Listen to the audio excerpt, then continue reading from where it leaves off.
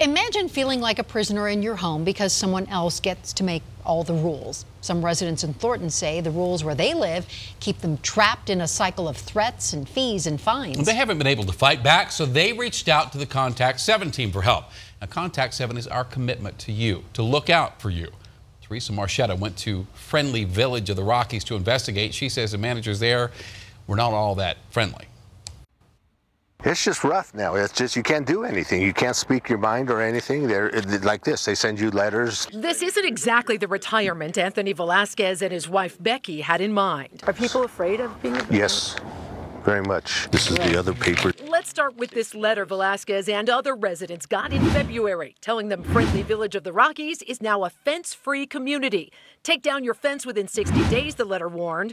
Anyone who disagrees, the letter says, does not have to stay. They're afraid of eviction, retaliation, getting kicked out, and that's probably what they'll tell us now when you guys talk to them, they see this. So several of their neighbors quietly complied. Anthony was just shocked. Oh, we panicked for starters. They panicked because less than 2 years before, shortly after they moved in, It was about a total of $3,000 for everything. Velasquez got approval to put in a new fence around their home, a fence that ironically matches the one still standing around the Friendly Village community. Before we put it in, we'd have people from the other side coming through. We'd have dogs running through, you know, just walking from one side to the other, from this way, that way. Several residents I talked with asked the park manager to explain the abrupt rule change. When you ask her a question, all her answers are, it's in your lease. It's in your lease, and that's all we ever get. So Velasquez tried to reach Kingsley Management, the company in Utah that owns Friendly Village.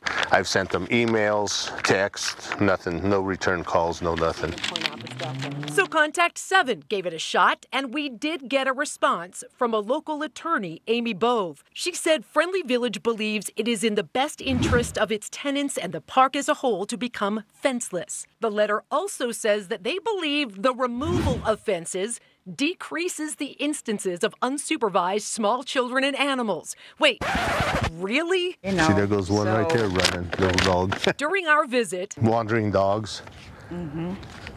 Bigger dogs. we saw several unleashed dogs and cats roaming through the streets and yards on the property. We also found this, a memorial to Sparky, also known as Sparky Doodle, the tiny family dog and loving companion to a retired couple with chronic health issues. They tell me Sparky was mauled to death by a much larger dog that escaped a fenceless home. Sparky was on a leash, out for a walk with Dad Larry, who watched in horror helplessly from his wheelchair. Hello? We decided to ask Sylvia Navarrete about that. She's the manager of Friendly Village. Hi, Sylvia. Can we talk? Sylvia, I understand. Can we talk to you just for 1 second? I wanted to ask how a policy that's already resulted in one dog's death is in a tenant's best interest, but she rushed into a back office. No, I understand. I just wanted to, if the camera leaves, can I at least talk to you for a second? Then threatened to have her employee call police if we didn't leave the property. So we did. But we promised Anthony Contact 7 would keep digging. And it was pretty nice when we first moved in. Management was nice. We're at that age, we just want to settle down and spend the rest of our days here, hopefully if we can. I mean, don't they deserve that? So I called every government agency at every level, the mayor's office in Thornton, Adams County commissioners, state lawmakers for that area, regulatory agencies. No one would talk to me about the oversight of mobile home parks in our state. And just about everyone claimed it was somebody else's responsibility. What I uncovered are outdated laws and a total absence of accountability for the owners of these properties, leaving them powerless and vulnerable to abuse. So tonight at 10, we've got an eye-popping look at how mobile home residents are being victimized and the system in place that makes it all legal, that allows it. It is sickening. Glad you're on it. Oh my gosh. Golly, that's frustrating. Thanks, Teresa. All right, See you we'll tonight later. at 10. See you tonight.